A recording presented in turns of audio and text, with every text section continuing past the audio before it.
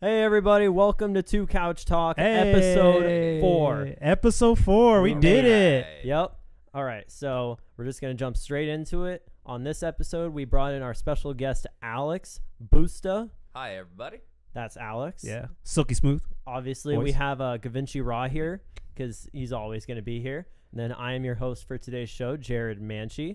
And just a quick recap of the rules. We only have 10 minutes to discuss our topics. We each have 2 topics, one controversial, one non-controversial. Yep. And then each of us gets an extra 5 minutes we can use on one topic throughout the entire show if we want to further the discussion or if we have another point to bring up or, you know, anything we want to talk about. Use it wisely. Yep, Yes, exactly, indeed. because you only get one. And I think that's it. All right, so Yeah. That's it. so you let's begin with you, senor. You're the Yep. host. So I'm going to start off with my controversial topic, and mine is going to be, is school important? Oh, all right. Ladies and gentlemen, is school important? 10 minutes, let's begin. All right. All right. So to kind of further the question, kind of broaden it, I mean in the sense that, like, is middle school through high school, is that curriculum that's being taught to every single student, is that important, or should we have more of an individual approach to certain types of people? Comment below. That's a good one. Because I'm one of those people who never gave a shit about school. I couldn't wait to get out. Me neither. I wanted to get. I wanted to get out of school immediately. Every day, waking up at 7 in the morning to be at school at 8 in the morning just was not for me. Going in a little bit in the summer, having like miss your whole day more or less just to be there when, you know, it just wasn't for me at all. Like it just I would fall asleep in the middle of class. Yeah. I couldn't read. I didn't like it. It just was not for me, personally speaking. Not to say there's not people out there in the world that don't like it or possibly might need it, but for me personally, it just wasn't for me. So much so that I actually am a college dropout. Hey, shout out to college dropouts, Kanye. But it's just, it wasn't for me. I don't condone anyone from dropping out. I don't say like, hey, don't do that. It's like, if that's not your career path and it's not going to work or it's not in the realm of what you want in life, I highly recommend just saying, you know what? This is not going to work for me, especially when it comes to like college. The younger ages, okay, so touch back on episode 3 when I said there's a huge financial amount of money that's going to be used on something which I think should be used on our education system. You know what I'm talking about. I really do think that could actually help with the scenario of like this, where they can actually fix a lot of the education, like update the books, update the curriculum. They really do. They should really start teaching real life situations and scenarios. If you're from the East Coast, and things like that we don't see anymore. Because I mean, my niece has brought homework home. I've seen what she's going through and what they're teaching her, and I'm like, why are they teaching this something it's what 2 decades old already? Right. And the interesting part about that is, as far as the question goes, it's not, do you think an education is important? We all think an education itself absolutely. is important. Yeah, exactly. But as far as what people are learning in school nowadays, is that really going to be applicable to you in your long-term life? Exactly. I've got a buddy who works out at the Palo Verde power plant. Okay. And he was applying for a new position to kind of step up and be a supervisor and stuff like that. He had to relearn how to do long division. And this is after 15 years of being out of high school, something like that. He had to relearn how to do that because, I mean, realistically, you don't use it in your everyday. Exactly. it's not a thing that's gonna come up. You know, you don't have to know that to calculate a tip. You don't have to know that to figure out your sales tax on stuff. So in our day-to-day life, it's not really applicable. So what I think is awesome about that question that you're asking is, you know, what that says to me is, should people consider trade schools? Yeah, really? alternative. Yeah. Exactly. Like, going to a massage school, learning how to be a carpenter, doing all these other things that back in the day, were considered to be really good trades that you could get yourself involved in. You could support your life, support your family with those. Yeah. And these are all things that still need to be done, whether it's 50 years ago or it's now. Yeah. You know, there are construction workers out there. My dad's been doing construction for about 30 years. I couldn't tell you anything about how to do a single part of his job, but for some reason it's seen as a lesser, a lesser job than somebody who has gone to college and has earned a degree that maybe they're not even able to use nowadays. You're right about that. There's so many art degrees right now out in the world that people do not use or can't use in the regular job force, or even people who've gone to school for like dance and things like that. They can't use that on a regular job force. They're just it's like they're gonna get hired on the bounds on the grounds that they actually have a degree in something, regardless as to what it is. Exactly. And situations like that, it's like that's super unrealistic, because it's like the people who kind of like what you were saying, like who are good at that job and know what they're doing, are going to get looked over just because this person has a piece of paper. Where it's like, how's that fair? So a person who's been there for 10, 15, 20, even 30 years, and they're getting looked over just because they don't have a piece of paper that says, I went to school, even if it's not for that specific subject. Yeah. So before this, I looked up a quote that I really like, and that, I don't know, not really like helped me in high school, but it kind of made me think about it differently. There's a quote by Albert Einstein, and it says, "Everybody's a genius, but if you judge a fish on its ability to climb a tree, it's going to live its whole life believing it's stupid." Correct.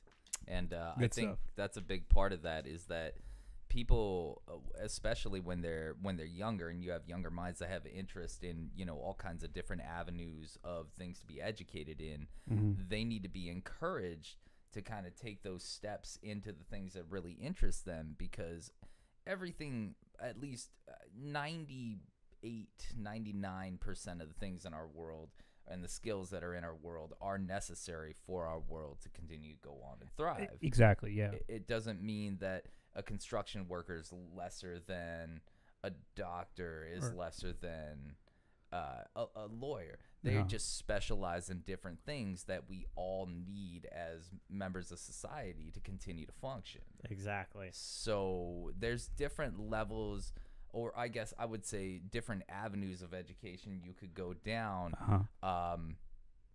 A quote that I remember was from this old Robert De Niro movie, A Bronx Tale, when he said great movie, the saddest thing in life is wasted talent. Yes. Exactly. And so if you have a talent in a thing, that's what you want to pursue. Everybody's trying to find their purpose of, why was I put on this planet? What was I born for? What am I here to do, to get done?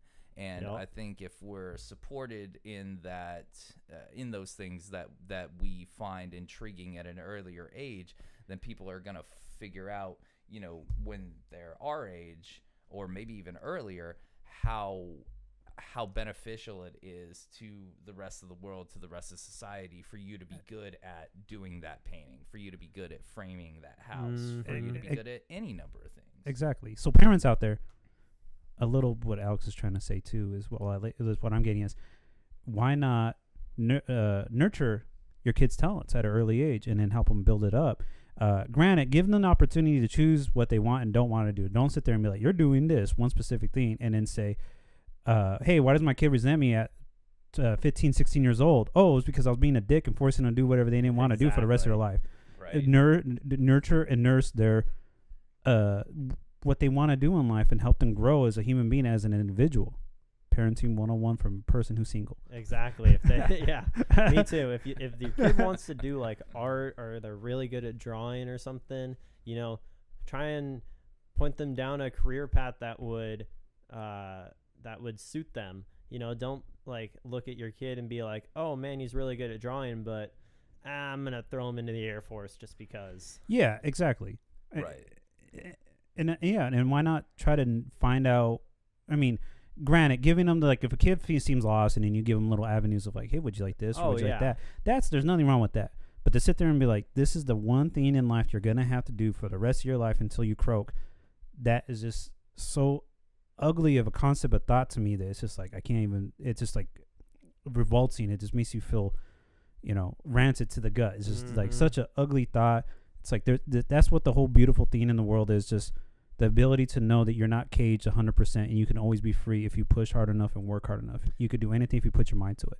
Right, and genuine interest nowadays is such a rare thing that it Yes. does need to be fostered. It needs to be nurtured. It needs to be raised up so that the things that people are interested in, they carry on with further on in their life. That's how you wind up with people who are great.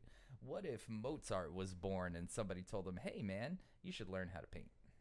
Exactly. Exactly, yeah. Or Leonardo DiCaprio, or not Leonardo DiCaprio, Leonardo da Vinci. Wrong. Sorry. What if they told him like, "Hey, you should probably try and learn how to build a road or something." Yeah, you'll be incredible at that. And it's not saying that those people wouldn't have been good at those Exactly. things, but they would have missed out on the opportunity of greatness and other things because they weren't pushed in that direction. Yeah, Exactly. Or people will choose an education path or something. Oh, that's That's it. Okay. Ladies and gentlemen, 10 minutes are up. Would either you gentlemen like to use 5 minutes? Your 5 or no?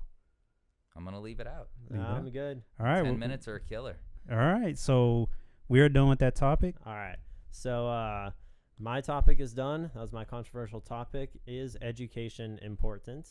And then now we're going to move over to Alex Busta's controversial topic, which is... Or whichever topic you want to talk about. Or that's not have to be controversial. Just to put it out there, ladies and gentlemen, you do not have to be mandatory where you have to have a controversial topic for the first one. It's just whatever topic you want to choose first or second. It's up to you. However, I am going to go with my controversial topic. Hey. Today, the one that I've thought up is climate change. Now, I know that a lot of people, just on the base level, are, on the fence of, does this exist? Does it not exist? Is it a real thing? Is it a fairy book tale kind of made to scare people? Overall, I kind of want to know your thoughts. Do you believe climate change is real or not? If you don't, why not? And if you do, then what do you think we can do as a society, as a global society, because we're kind of all in this together, to help alleviate and kind of reverse some of the things that we've done to the climate to kind of get us back on track? Okay, so Alex's controversial topic is going to be climate change. So it's 10 minutes. Let's talk about it. All right, now just a kind of a brief overview of some stuff that's come out in the last few weeks. We had previously had this notion where, we've done all these things to the earth. We've deforested a lot. We've done a lot of drilling, a lot of fracking, pollution from cars, methane from cows, all this stuff that's coming that kind of comes together to make this one big global problem. Mm-hmm. Scientists used to think that we had, roughly 100 years to get this crisis solved or turned around, and that we would start being okay for the future. In the last few weeks or so, it's come out that we probably have got about 10, 15, 20 years to actually start reversing the damage that we've done, so that in the future we're able to actually recover and still be able to live with the planet while the planet's able to live with us. Oh, okay. So I want to throw something at you guys, in which case we kind of touched on this before, but I thought of a question afterwards, and this is a great, perfect. I'm glad it came up again. What can we actually do to fix it? Because I've noticed that all those documents and all those things came up, because I do believe it exists and it's happening. It's obvious. But what can we actually do to fix it? That's the problem. I have yet to actually hear one specific, like, you do this, or you do this, or you do this, or you do this. Those aren't, like, non-existent right now, and I don't understand why. Yeah, it's such like this has been happening for so many years now that it's very hard to narrow it down to, like, oh, we just stopped doing this, and then that's it, we're done. Yeah. But I think, like, it's going to be a combination of everything. It's going to be, we have to cut pollution from factories and cars. That's why people are trying to buy more hybrid cars or electric cars, Yeah. or they're working on hydrogen powered cars. So we just put water in our tanks and then that's it. Sure. We have to, stop cutting down all the trees because that's what gives us our oxygen that we breathe to live, and and kind of important. And then, let's see, just everything. Like, I mean, literally, our whole way of life would have to change Do in order to do a 360. Yeah, in order to start reversing what we've already done. No, and that makes a lot of sense. I definitely agree with you. It's not gonna be we're gonna come up with one solution that's the cure-all that fixes everything. Yeah. If that was the case, I feel like we would have come across that solution by now. Instead, what it is we've got 1,000 tiny solutions. But a lot of people feel like, oh, well, one of these is not going to have enough impact on what we're trying to do overall. So maybe I'll get that drink with the plastic straw. Maybe I'll buy that thing, that 12-pack of paper towels where every pack is individually wrapped. With And it is going to be a lot of little changes that we need to make, not only in our shopping habits as consumers, but also from production from different companies, in the way that they manufacture and package things that are going to have a big impact on that. I apologize. I don't know if it was England or all of Europe, but one of the two, and I know it's a big difference, has actually passed a resolution to eliminate plastic straws entirely by 2020, which is just next year. Doesn't seem like the largest thing in the world, and it's not going to solve all our problems. But man, oh man, is that a good step in the right direction. Exactly. Exactly. What is it? California that has you have to pay for plastic bags. Yep. Yeah. It's more expensive to have plastic bags than paper bags. And they are doing paper straws now. I was just out there 3 weeks ago, a month ago. Every single straw that I got in any drink while I was out there was made out of paper. Did you have to pay extra, or was just a part of it? Nope. It's just how a lot of places over there are doing things now, because it is a reusable or recyclable, more easily recyclable, product. Mm-hmm. So it's one of those things too, where if you let your straw sit in your drink for 45 minutes, your straw is probably going to get a little soggy, a little bendy. Okay. But is that really worth, just ask for another paper straw if it gets like that, or tilt your cup back. Yeah. Is that really worth creating another thing that's just going to get tossed, in a garbage bag that goes in a landfill, or going to get tossed on the street somewhere or something like that? Exactly. And then that's a huge problem too, because it's like anything that's get added more extra, especially like something that's non-disposable or biodegradable, I mean, that creates huge problem. Mm-hmm. Exactly. Like, I know I've seen a lot of people, they use they have these like metal straws that fold up into this like almost like Apple AirPods looking case. Wow. And they fold up and it's on a keychain, and they just carry that around, and they'll use that instead of straw they get at Starbucks or McDonald's or wherever. Yeah. And a big problem about of this whole climate change thing, especially if we're talking about like plastics and things like that, is we've become, not only in our goods but relationships and everything like that, we've become a very disposable society. Things are really easy to just kind of toss to the curb and not give a second thought to it anymore. And the problem in that is, once you stop thinking about that bag of trash that you threw on the side of the road or whatever, that doesn't mean it goes away. It's just there, and you're not worried about it anymore. Yeah, the out of sight, out of mind type situation. Exactly. Well, I don't know if you guys ever go out like west, but there's a huge landfill on Glendale Avenue, a little bit east from the Air Force Base. Yeah, I know exactly what you're talking about. And there's a huge landfill there that's like a landfill. Obviously it's filled with trash, but just like looking at that and imagining you know, what we throw away on our daily basis and how much that is. It's insane. And that's just in one spot. You know, there's and there's countless cities, countless states in the United States, and then countless countries now where that's just building up under us.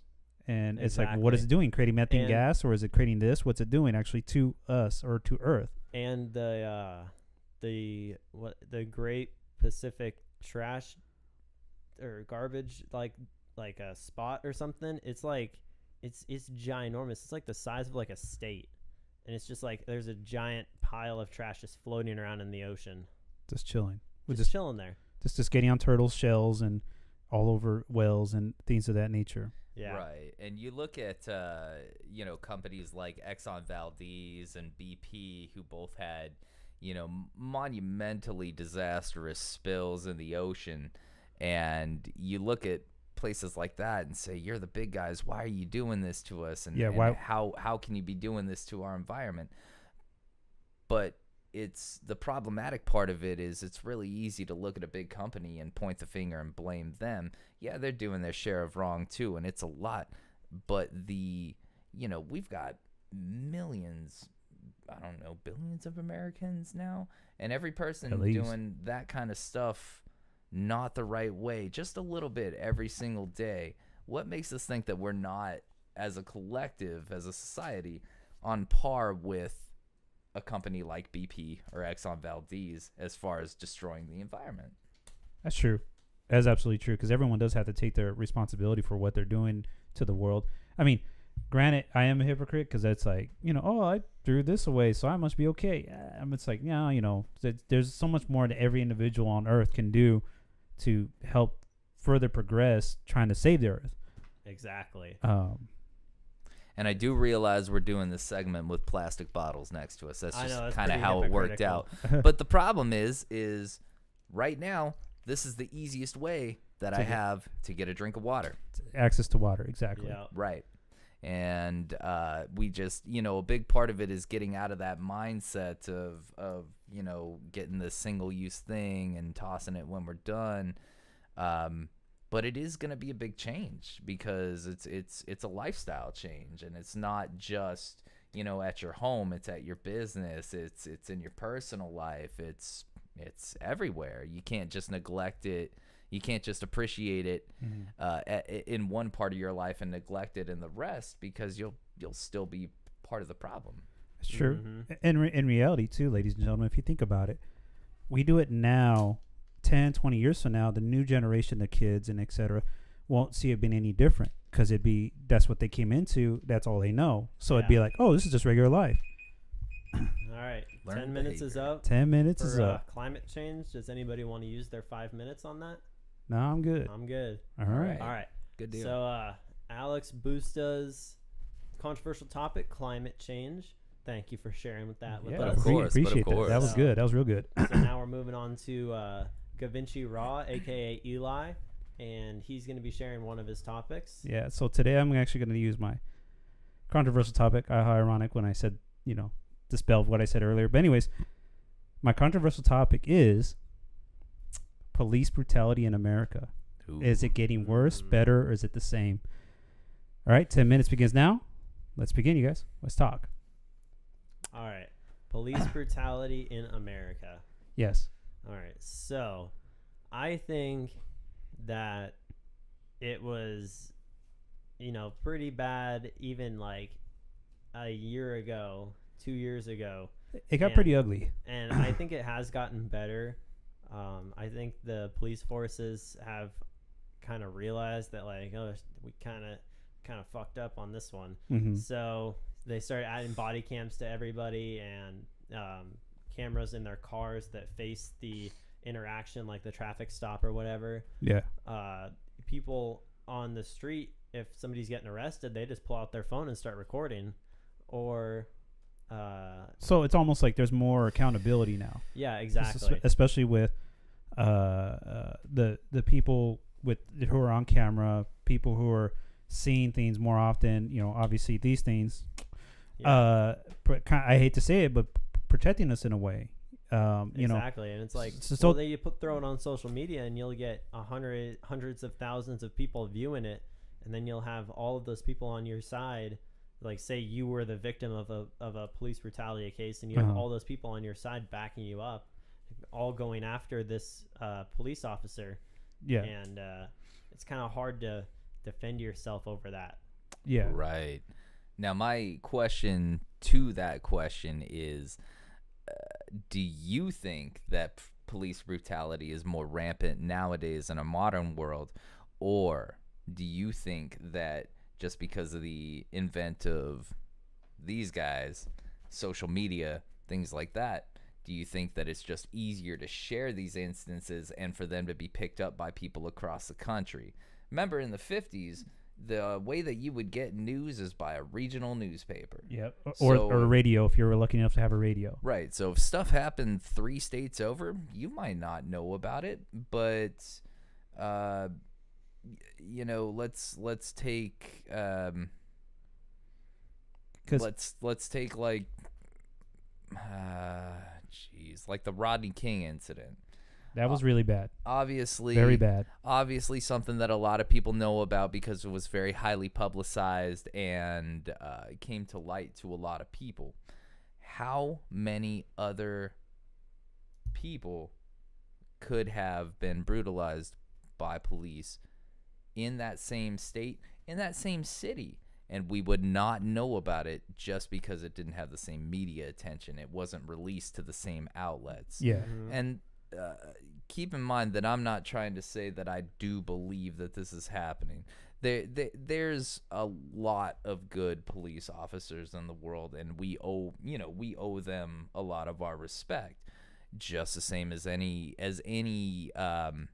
industry or any position of power. There's also going to be people who abuse that. Yeah, absolutely. And of course, we're going to focus on the abusers of that power, because that's the thing that we see, that we say, hey, this needs to stop. This isn't right. And, we as a people kind of demand that this doesn't happen. Yeah, that there's some type of justice with it. Because don't get me wrong, like, we get it that obviously when you go back to the 30s, 40s, 50s, when there was still segregation, there was still, the establishment of police, when they were obviously still targeting black people, people of color, ethnic people, predominantly,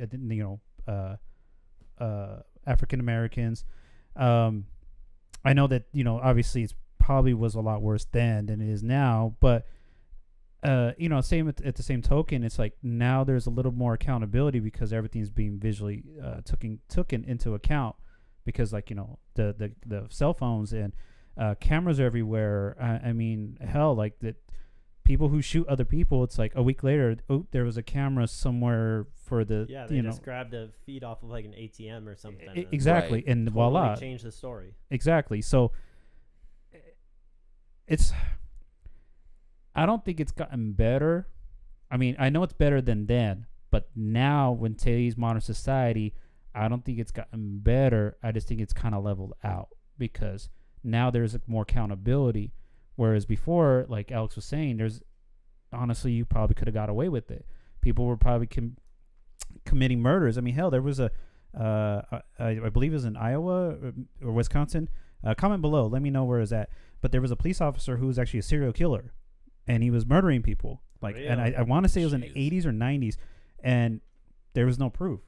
Yeah. I forgot how he got caught or how it came about, but somehow it turned out that, it was actually this police officer. But since he was a police officer, a person in power, people will not question it, because it's like, oh, he's a good guy. This is the whole reason why he's in this field. He's supposed to be a good person. He's supposed to be held to a bit higher standards than we are as civilians. But he's actually murdering people. He's actually this. He's actually that. And then I'm saying that every single police officer is like that. But I hate to admit it, but a lot of my personal experience with police officers have been very negative. For the times I got pulled over just because my light was out, my tail light was flickering, or I was making a turn and somehow my tail light was flickering. Nah. I know that kind of fell flat, but whatever. Anyways, but like being pulled over for that, or being pulled over because I fit the description of a guy who's drunk, even though I wasn't driving erratic, or I fit the description of a person who was a burglar once. That one was a fun one. I like that one. Or the one time when I got pulled over because they said that I flipped off a police officer when I didn't even see the cop. I don't know what he's talking about. And I got pulled over for that. Mm-hmm. And it's like, why? Why am I being harassed just because I'm driving in a straight line? And one time I got pulled over because they said that I drove real close to the line, but I didn't pass the line or get on the line or even hit any of the white line or anything. I was actually headed to the gym. And then they said, oh, it's because of that. That's why I pulled you over. And I'm like, what? Like, you even admitted that I didn't even touch the line. So what are you talking about? Yeah. So. Well, I do think that it's a very small minority, maybe not very small, but a small minority of police officers are going out of their way to do this stuff. They're looking for it. Yeah, that's what they want to do. Yeah, it's almost like the kids who were like bullied or beat up in school become police officers so that way they have an ego power trip to take advantage of these people out in the world. Kind of like, I'm gonna take this out on you.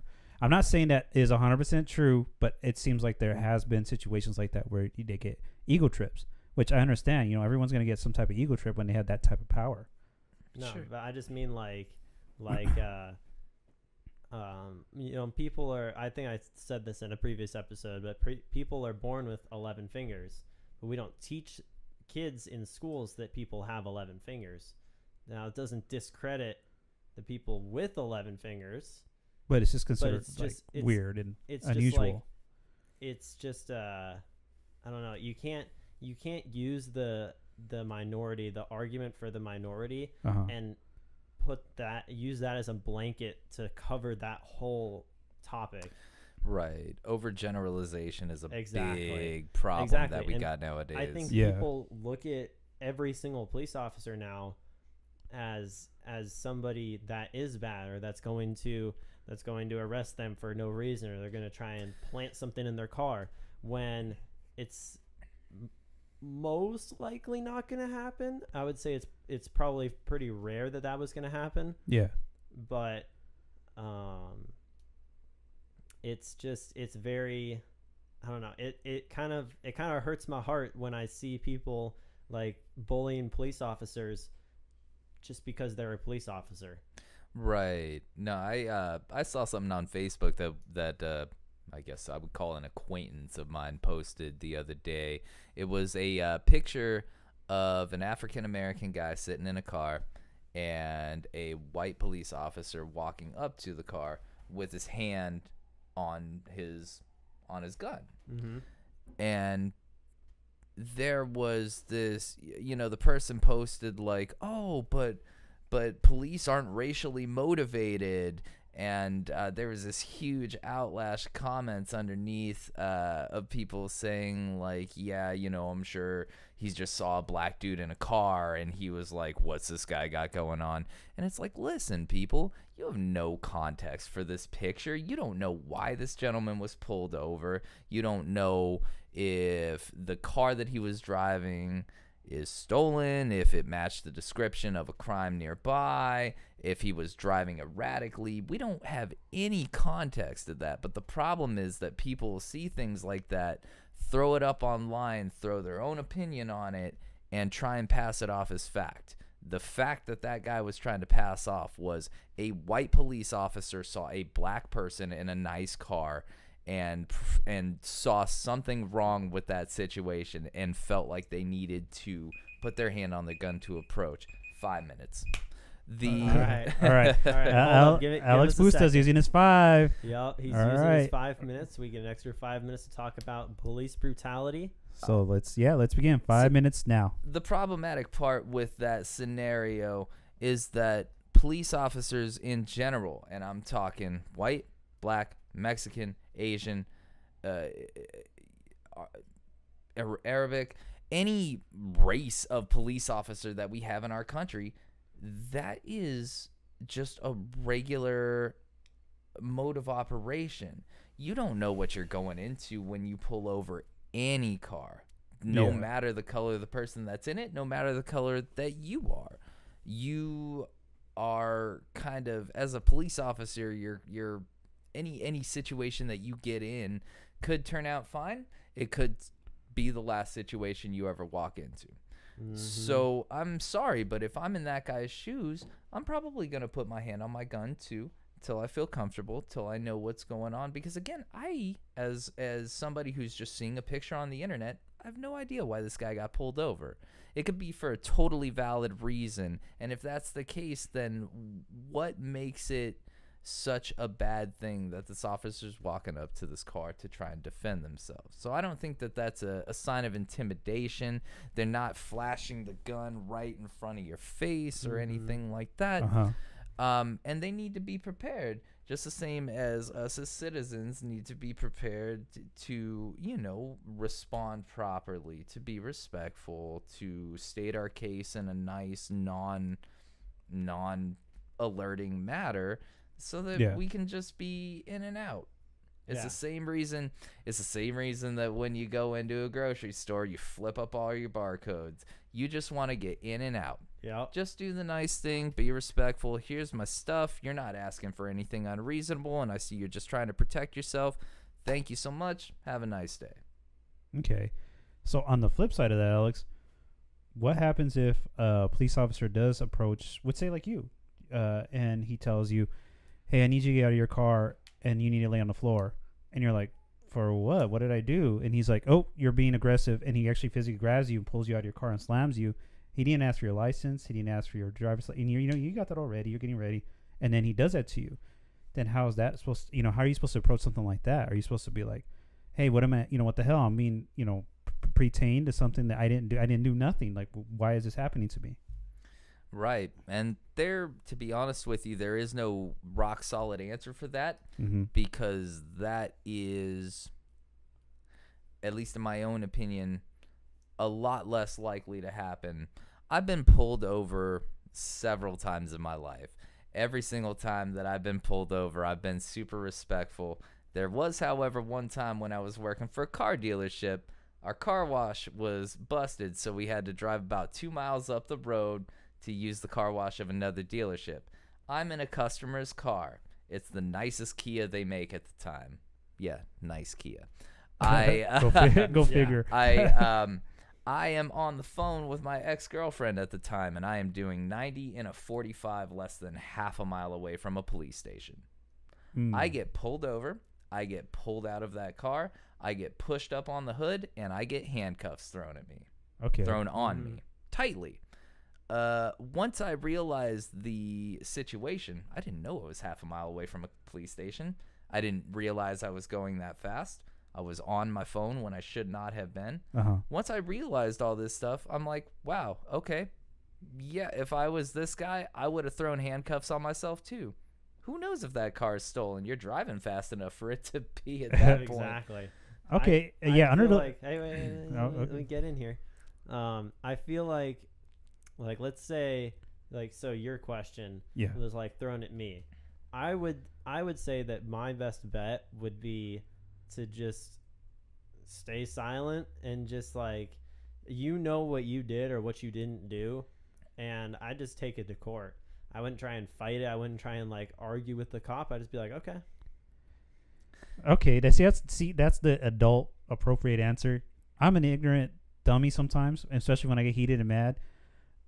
I have the bad tendency of if someone's doing that to me, I'm going to be like, why are you doing this to me? And get real aggressive and agitated.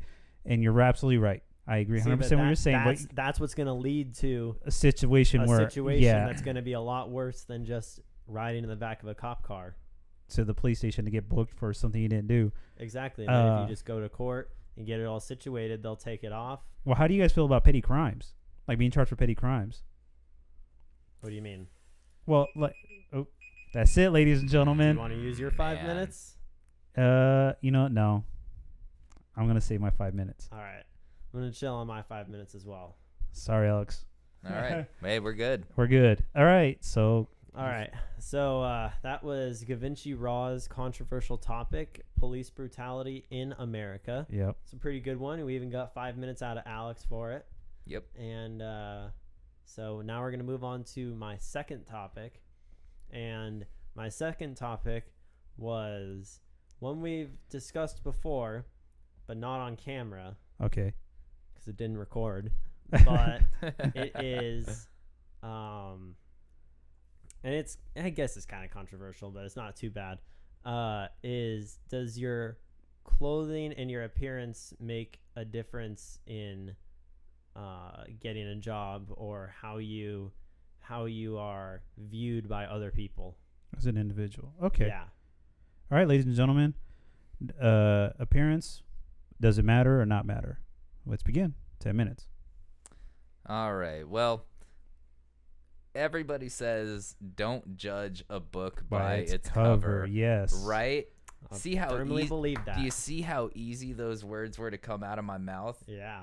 Yeah. I totally saw that. People say a lot of shit nowadays that they don't necessarily practice. It sounds like a good idea, and it is a good idea. Absolutely. But people have stigmas in themselves, or, that they've developed from their past, from relationships that they've known from people in their past who maybe look a certain way or something like that, that they will make judgments whether or not they want to. I feel like sometimes, unless you have really good control over how you meet a new person, that's just kind of a way that it happens. Yeah. Yeah. You kind of like make an idea of what they're going to be like before they approach you or how they're going to act. But I mean, for my personal experience,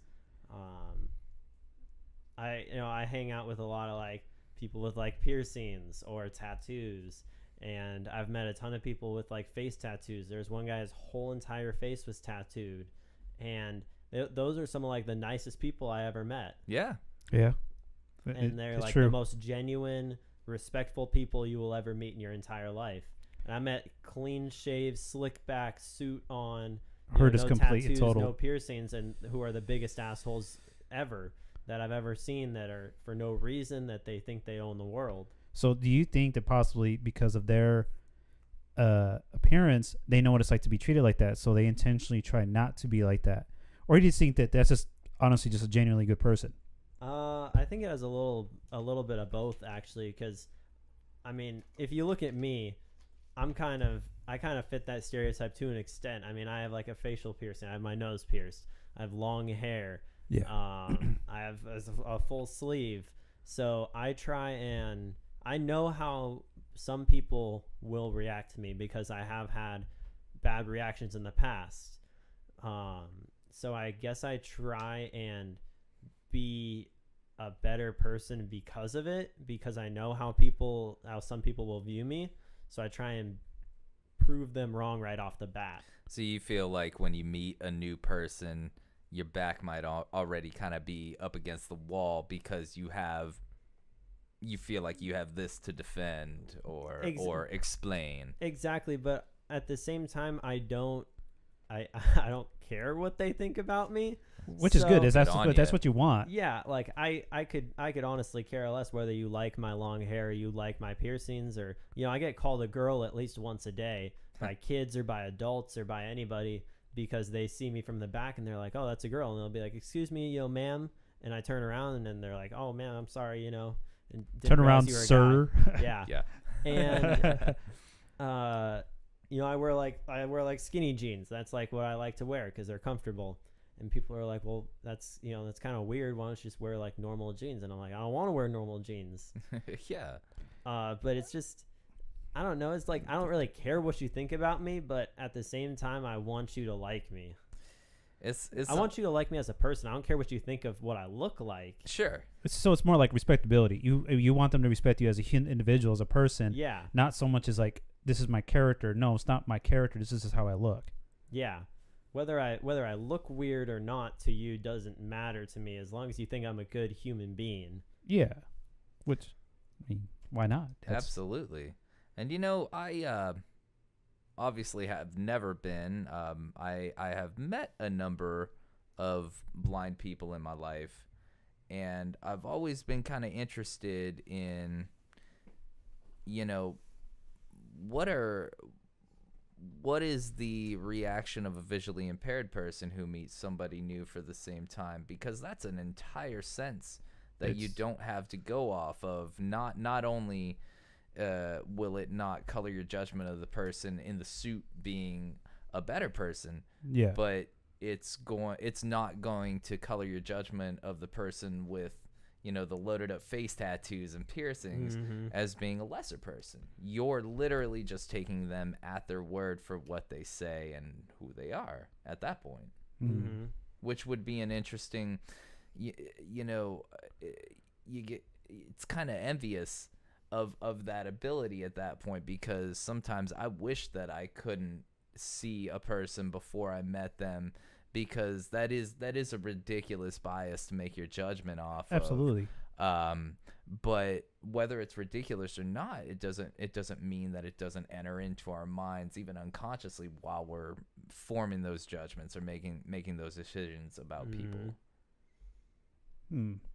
I see what you mean, because it's like different strokes for different folks type situation. But when it comes to that, there's zero biasness, because it's like there's nothing you can't. I mean, but what, by their hearing, you know, you said to me, okay, then by that, then you're being they're judging your character of like, oh, this person curses a lot. Oh, this person talks to me very slanderously, where I'm actually being talked down to. Well, then that's good reason to not like a person. Sure. Exactly. Appearance wise, like that's very it's very like shallow. Very shallow, very ignorant, and it's just, I mean, there's no way to put it other than you can't allow yourself to fall into that category unless you're just completely comfortable with yourself as being you put it good, an asshole. Sure, yeah. A blind person doesn't know if an asshole wears a tie or cutoffs. Exactly. Yes. Realistically, they don't have to.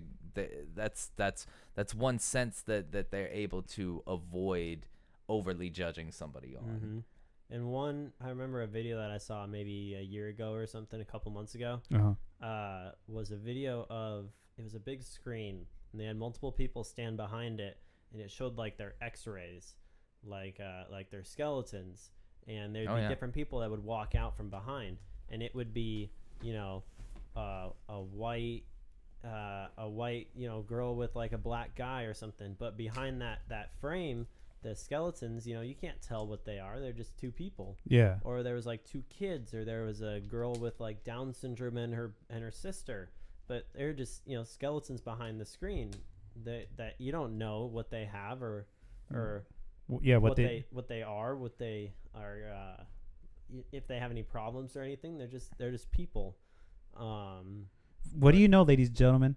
They're just people. They're just people. They're just people. What do you know? Oh, same wow. Same as you and me. And or there was like, you know, a gay couple that walked out with their kid, but behind the thing you couldn't tell what it is. It was just two adults and a child. So I think it's very I don't know. I think it's gotten a lot better, obviously. I mean, tattoos are becoming more accepted. They're becoming almost like more popular. It kind of, I don't want to say like trendy, but kind of like trendy, yeah. So they're becoming more accepted in like workplaces and stuff, and piercings are also becoming more accepted, especially even like 10 years ago. You know, nobody could have their tattoos or piercings out at their job because their bosses wouldn't allow it.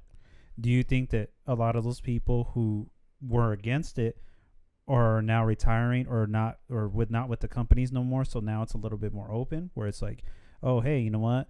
I have tattoos too. Of course I'll hire you, you know? Or, you know, hey, this guy right here, he has this big old gear, you know, his ears are gauged and this, super cool. Why not hire him too? And hey, you know, I'm a 60-some-year-old man, but I had that stuff too when I was his age. So, I mean, what's the difference? If he's a good worker or not, why not hire him? Well, I think our times are just changing, and we're becoming more accepting of a lot of the things that are coming out. And it's not just appearance-based. You know, I mean, think about how 60 years ago, how homosexuality was received. And, you know, I mean, it's still not all sunshine and rainbows, no pun intended. But, you know, it's a lot better case nowadays than it was in the past, because people are living that way. They're becoming more emboldened in the way that they want to live their lives, or in this case, in the way that they want to look and have people perceive them. And there's so many more people who are saying, you know, yeah, I don't see anything wrong with the tattoo. I don't see anything wrong with the piercing. So, you know, older folks, it might be a little bit more difficult to accept because they come from a different background than people who are, 20, 30 years old, like we are. But I think it's just getting generally a lot easier to accept these things because they're becoming more of a mainstream part of our society, for sure. Mm-hmm. Yeah, it's common now, whereas before it wasn't.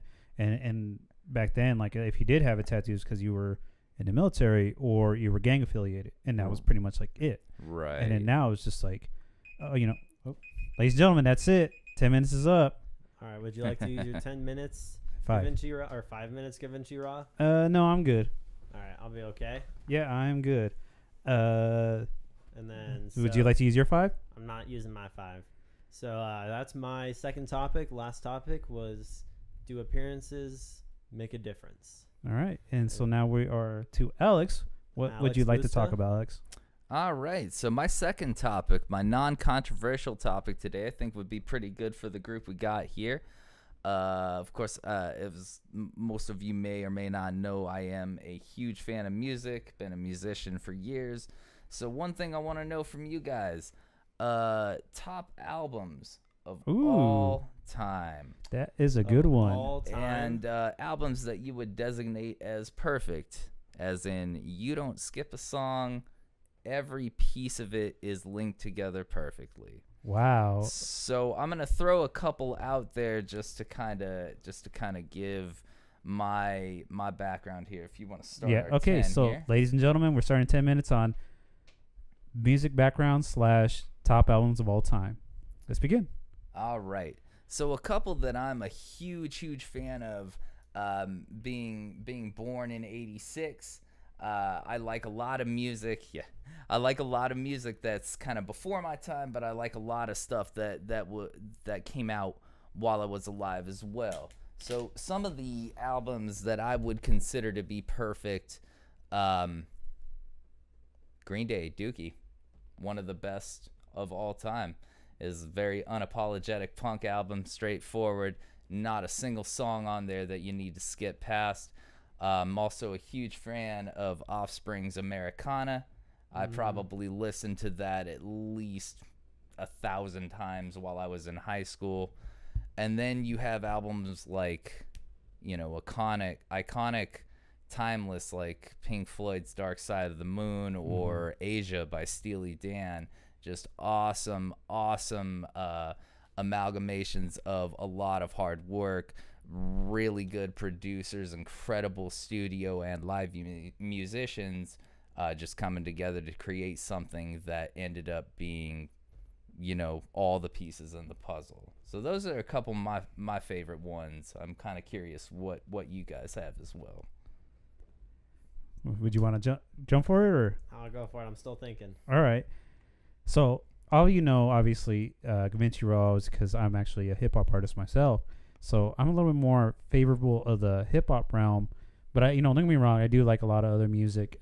Grew up on, from my mom's side, like old school rock. I grew up on The Doors, Pink Floyd, Fleetwood Mac, Stevie Nicks when she went solo. All right. From my dad's side, I grew up on Rolls Royce, which is funk and soul. Rolls Royce, Confunction, Gap Band. Working at that car wash. Yeah, working at the car wash. That's right.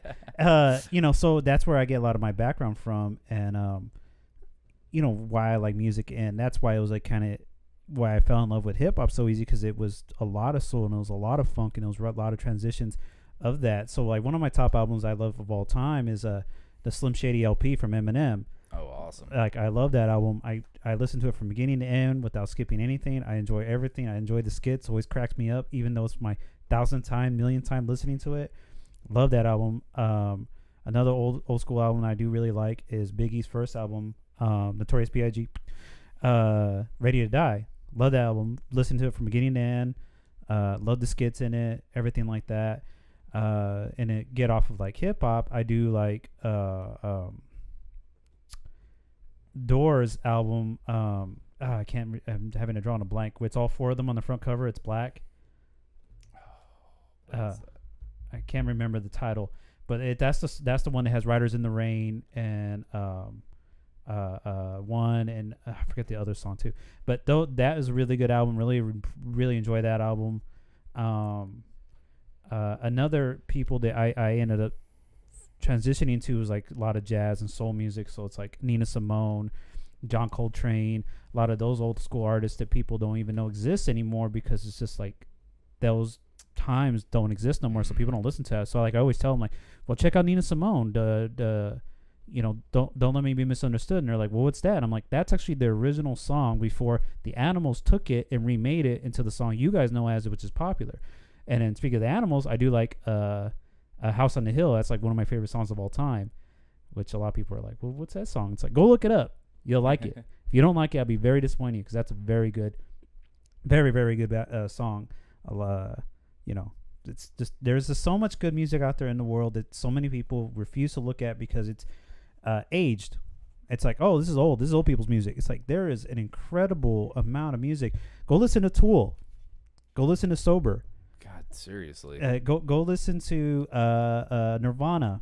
Go listen to, I mean, there's just so many good classic music that's just like super underrated, and music that's even underground. It doesn't exist on today's modern society, and or is not even played on the radio.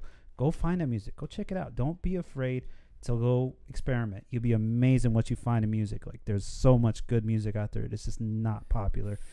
Incredible albums that just people look over because it just wasn't popular or it wasn't marketed correctly, which is understandable because when you're like a up and coming artist or you guys are a new band or something, you really don't have the money to push this forward. It's just not existent. And or if you don't have record companies backing you correctly, there's no money there to really push it forward. So there's Gavinci Raw's rant. All right, yeah, there's the rant for the video.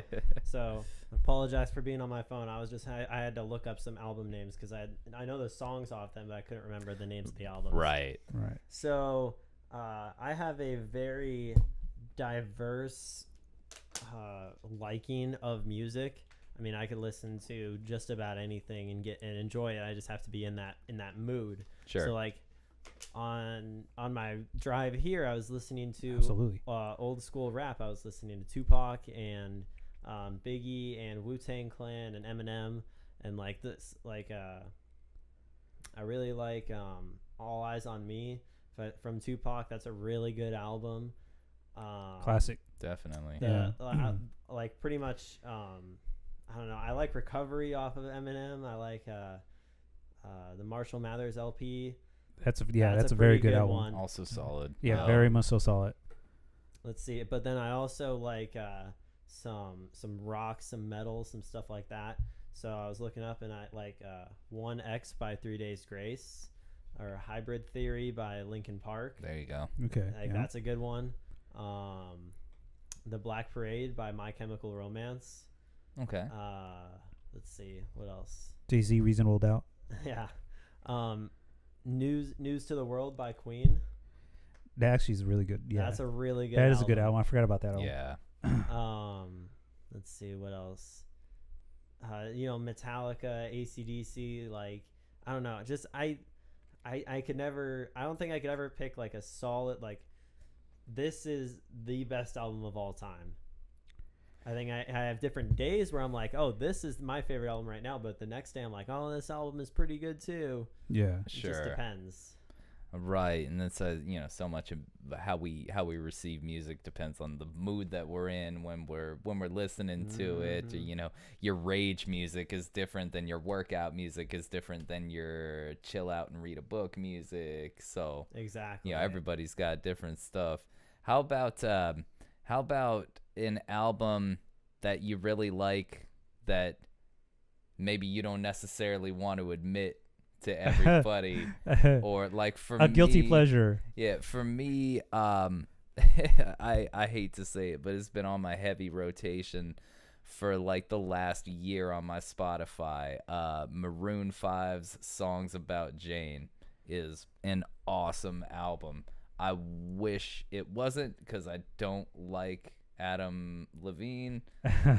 I mean, he's got good songs. Don't get me wrong, he's got some good songs. Though. I wish it wasn't because I really don't like Adam Levine, but his voice fits the band that was there perfectly. Yeah. Just the same as I'm not a fan of Gwen Stefani, but No Doubt was amazing. Tragic Kingdom is another perfect album. Yeah. So both of those Yeah. guys, and my final guilty pleasure, I cannot turn off Sade. Whenever Sade comes on the radio, I gotta listen to it. Good old Sade. Smooth Yeah. Operator, Your Smooth Love Oper- is King. Yeah. I mean, there's just so many hits, and that lady's voice is attractive. And she's an attractive woman, despite being what 50 something now. She's very beautiful woman. Very. All right. Those are definitely some of my guilty pleasures right there. All right, Eli. Some guilty pleasures. Guilty pleasures. That's a good question. How about you, Jared? I'm gonna have to hold off on that one until I can think of something. So, one of my guilty pleasures, which is not too bad, I just don't like the community that it's based around, that follows this kind of music, is I really like Bangarang by Skrillex. It's a Okay. All right. So- Yeah. I can see why you would feel that way. EDM, dubstep, that kind of stuff. Yeah. Or what's it called? It's called like Nuclear, I think, by Zomboy, another EDM dubstep artist. And I just like, I don't know, that the whole like rave community, I think has really become a trend now, and not so much like, I don't know, like individual. Like people would go to raves because they liked it, but now I feel like people go to raves because they think it's cool. Yeah. Sure. It's became a trendy thing. You go there for drug use or go there to get laid. Yeah, or you saw how Coachella worked out, which I mean isn't all rave, but you you guys saw how Coachella worked out. Yeah, Coachella. Yeah. Oh, ladies and gentlemen, that is it. Sorry, Eli. Yeah. Get to your My guilty pleasure. No, I want to hear it. I'm using my 5 minutes. You can use your 5. Yeah, I want worth to hear it. You're gonna hear Worth it. it. Yep. Well, to be honest with you, I still actually don't have Well, it. you better think of something. Think of something. All right. 5 minutes, ladies and gentlemen. We continued. We Manche's got using Mannche to actually use his 5 minutes. I Hey. know. It doesn't happen very often. But Yeah. I don't really have too many guilty pleasures, honestly, because it's like nothing really. I'm like, oh, I can't believe I listened to that. I mean, I have songs that I do like from people who are kind of like revolted again, not revolted, but like looked down upon. But it's like, yeah, that's not something I go back and listen to regularly. Like, I do like Tyler the Creator. I know a lot of people would like frown upon him because of how, I don't want to say eccentric, but how there's no real good way to describe him other than like he's him. he's just Tyler the He's Creator. just Tyler the Creator. Yeah. So He's just himself. he's just But, himself. like, I really like his song.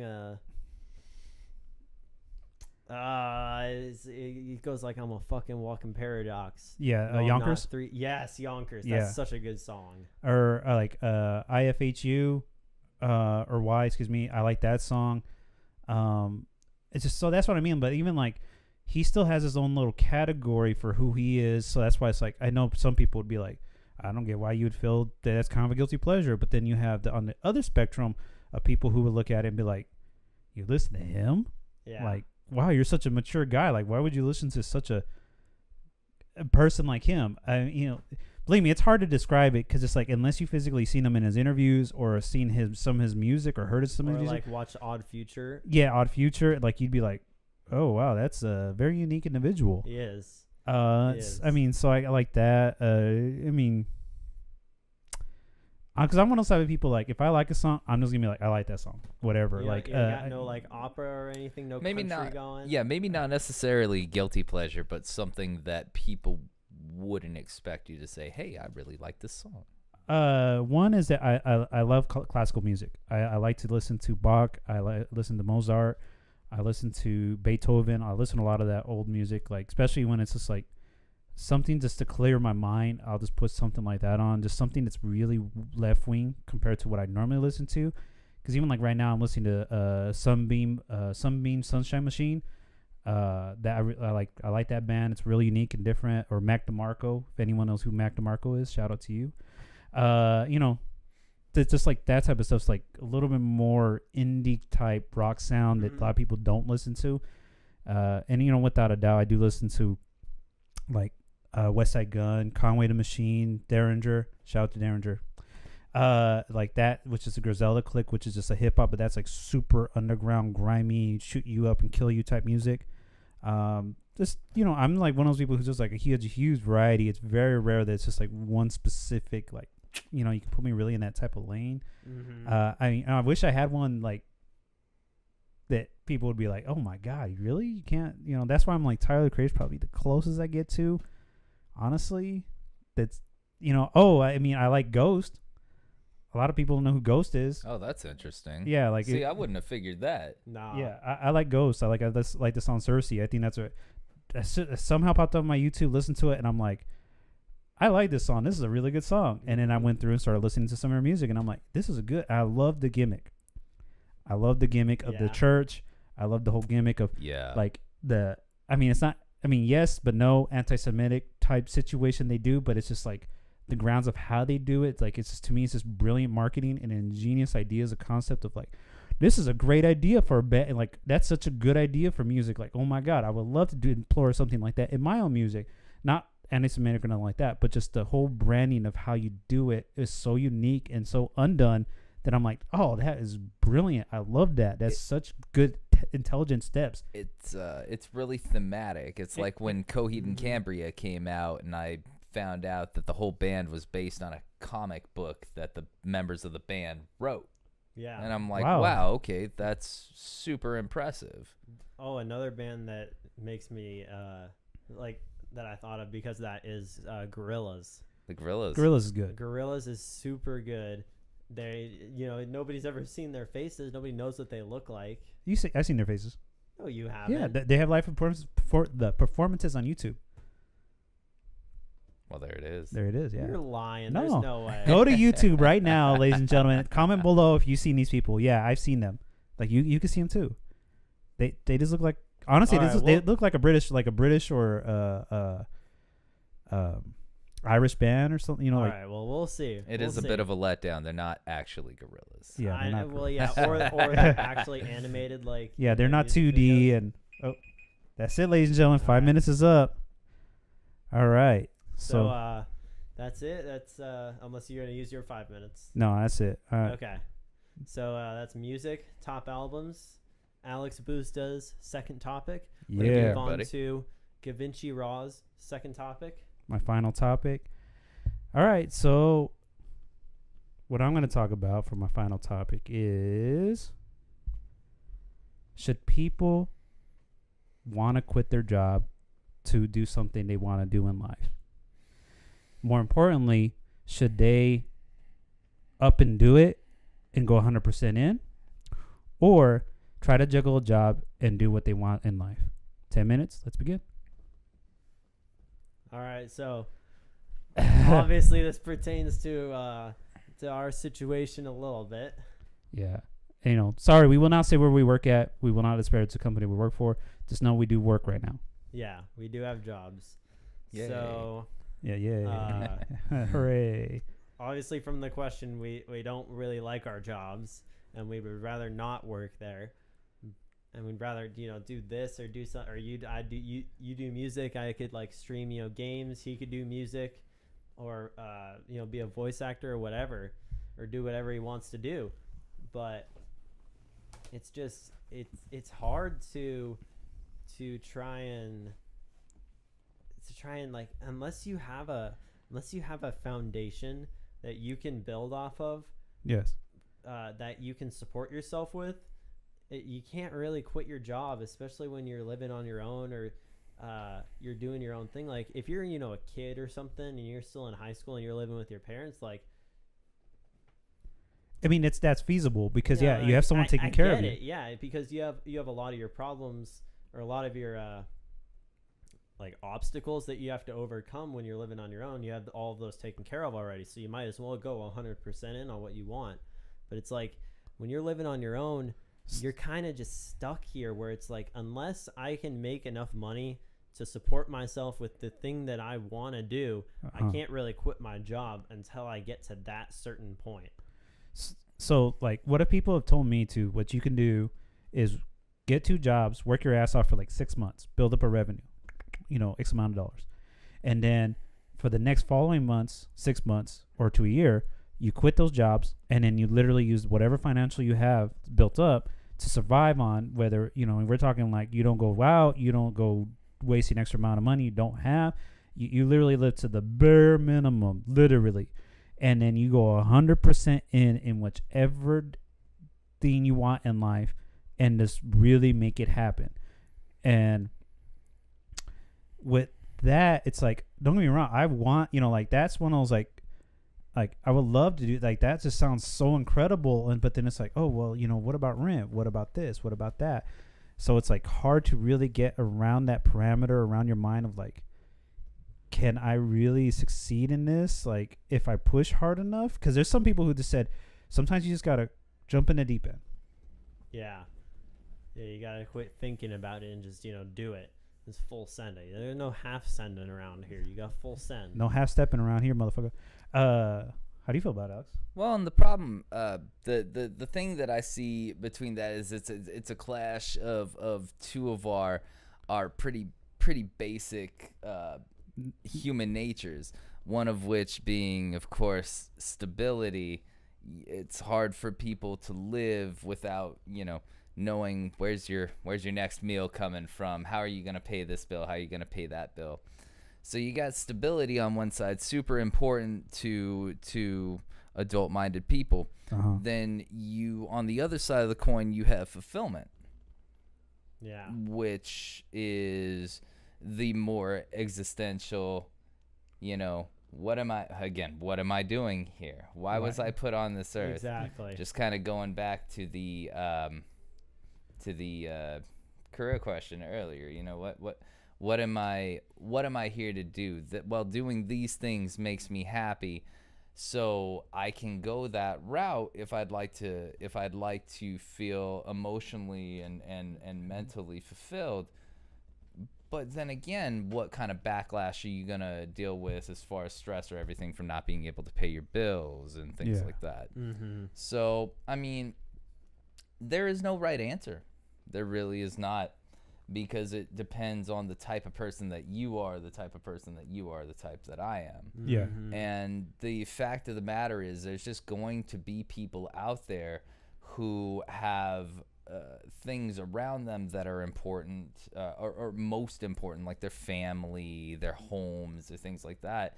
And those people are probably going to settle for the stability path because it's the slow and steady wins the race, There's no compromises in that. Yeah, you're not necessarily going to fulfill as much as your own wants as you thought you would, but you're going to take care of your family. You're going to have your bills paid. You're going to take care of this and that.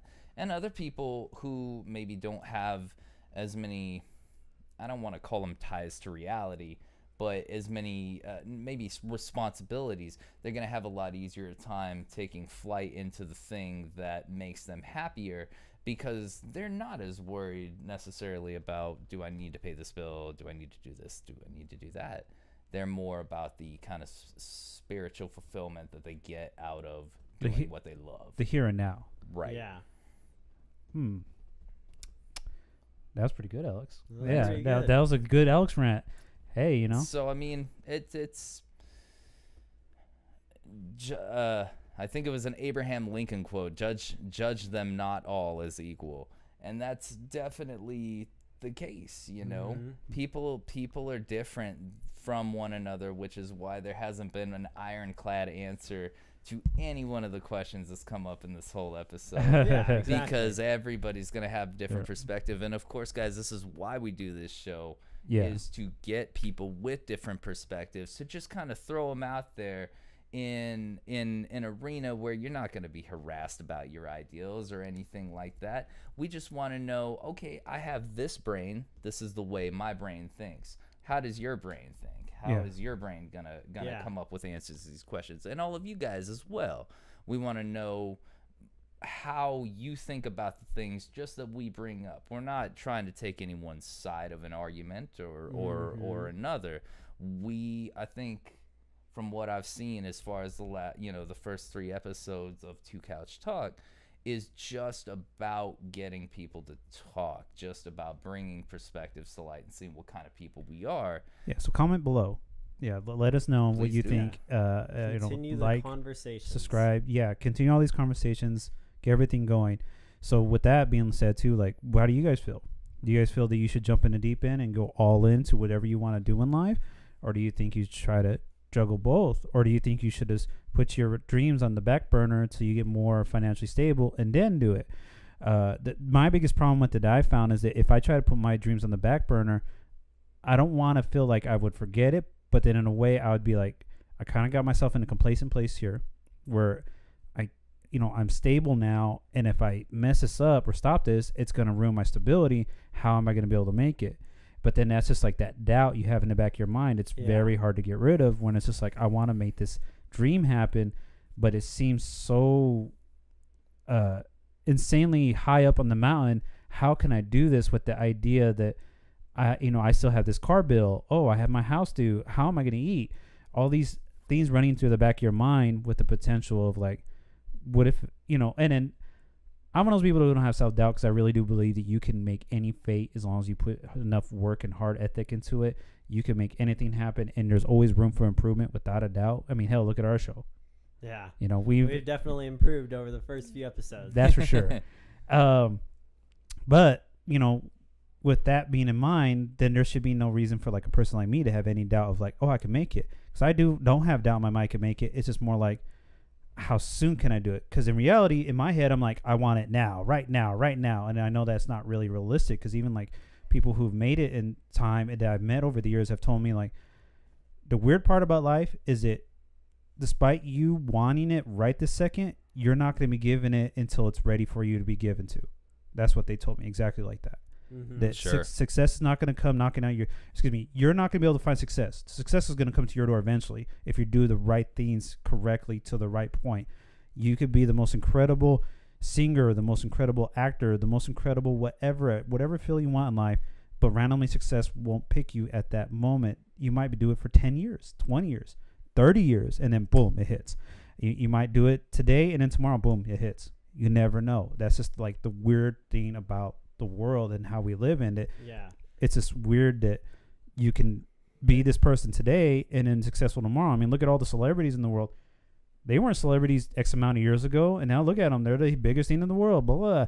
So it's like, it's like same with them. They weren't thinking like, oh, I'm going to be successful like this today. It's like it just boom, it happened. And now it's like, ooh, and a lot of them I met, they even told me that they kind of wish they were just some normal people again. Mm-hmm. Or I know like when people, when they do movies, they do castings for the characters and stuff. Yeah. So one that comes to mind is Daniel Radcliffe when he signed up for Harry Potter. Obviously he's Harry. So he went into that casting and he got the part and he's Harry Potter now. And now there's millions upon millions. That's it, ladies and gentlemen. 10 minutes is up. And unfortunately for you guys, I am not going to use my 5. All right. So that's our show, guys. That's episode 4. We finished all the topics. All right. Hey. We got our guest, Alex. Thank you for joining us Thanks today. for having me, everybody. Hey, Yeah, Busta, absolutely. Genuinely, I'm happy we got through this, and I think it went well. It went very well. So I'm your host, Jared Mannche. You can find me at Jared, Jared, Mannche, Mannche on Twitter. And also hit me up at Mannche, Mannche on PlayStation. We can play some games. And Alex, you got any social media you want to shout out? I have a Facebook. It's Alex Bustamante. It's the one with me in front of a picture of Jimi Hendrix. Hey, which is fitting. Nothing wrong with that. Okay, and Gavinci Raw. And with me, it's Gavinci Raw. You can find me on Instagram. That's the most common place you can find me. So it's GAVINCI Raw, RAW. And same with YouTube. Just type in Gavinci Raw. I'm the only one. I'll pop up. And without a doubt, you guys, let's talk. Keep the conversation going. Absolutely. Comment below. Let's all talk. This is the whole point of the show, is so that way we can continue talking. We talk about subjects and topics that no one wants to talk about. And if you feel any kind of way about what we have talked about today, please let us know. We would love to discuss what we talked about with you guys, because that's the most important part. Absolutely. You guys. Exactly. So if you guys could, like the video, subscribe, turn on the post notification bell so you never miss one of our uploads. We'll upload just about every Thursday at noon to 2-ish, around there. And we'll see you guys next week. We'll see you on the next episode. Keep watching. Let us know how you feel. Exactly. Yeah. All right. Peace, guys. Peace. Bye.